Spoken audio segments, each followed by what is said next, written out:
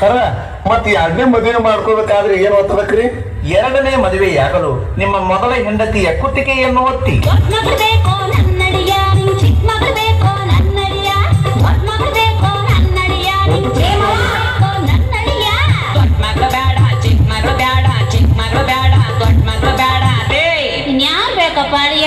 ನೀನೇ ಸಾಕೋ ಕಾಣತ್ತೆ.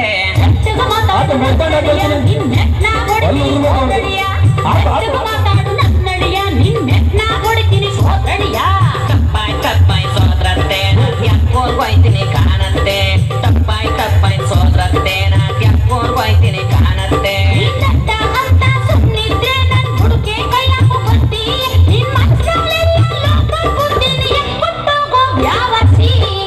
ತಪ್ಪಾಯ್ ಸೋದ್ರತ್ತೆ ಯಾಕೋರ್ಗೋಯ್ತೀನಿ ಕಾಣತ್ತೆ. ತಪ್ಪಾಯ್ ಸೋದ್ರತ್ತೆ ಯಾಕೋರ್ಗೋಯ್ತೀನಿ ಕಾಣತ್ತೆ.